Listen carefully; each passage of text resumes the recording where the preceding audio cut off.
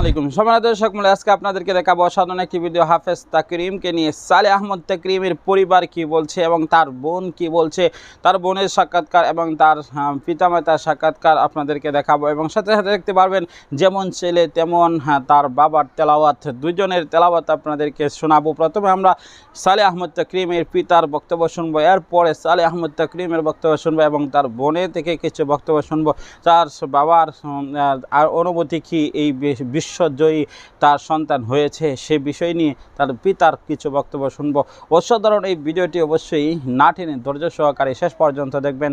চ্যানেলে নতুন হলে এখন নিচে থাকা লাল সাবস্ক্রাইব বাটনে ক্লিক করে পাশে থাকা বেল বাটনটি অন করে দিবেন।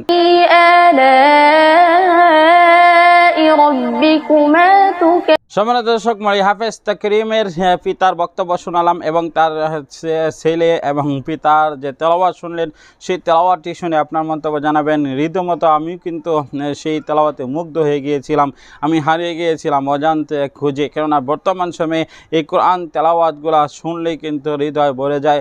যে সুরে আমরা মনে হয় যে কোরআন যেন বর্তমান নাজিল হচ্ছে, এমন সুমধুর কণ্ঠে এই কোরআন তেলাওয়াত যে কোনো মানুষের ভালো লাগবে। তবে কিছু নজিম মজুমদারের মতো লোকের, নাস্তিক মার্কা লোকের ভালো লাগবে না, এজন্য তাদের চুলকানি সর্বদাই থাকবে। কোরআন শুনলে তাদের চুলকানি কিছু মানুষের থাকবে, কিন্তু সকলেই তাদের প্রশংসা করছেন। এবং তার বোনের বক্তব্যটি শোনালাম, তার বোনকে যেন আল্লাহ তাআলা কোরআনের হাফেজা হিসাবে কবুল করেন এবং তার পিতামাতাকে যেন দীর্ঘ নেক হায়াত দারাজ করেন এবং হাফেজ তাকরিমকে যেন আল্লাহ তাআলা হক্কানি বিশিষ্ট উলামায়ে কেরামগণের মধ্যে অন্তর্ভুক্ত করে দেন এবং আন্তর্জাতিক মানের যেন আলেমও হতে পারে সেই তৌফিক যেন আল্লাহ তাআলা দান করেন।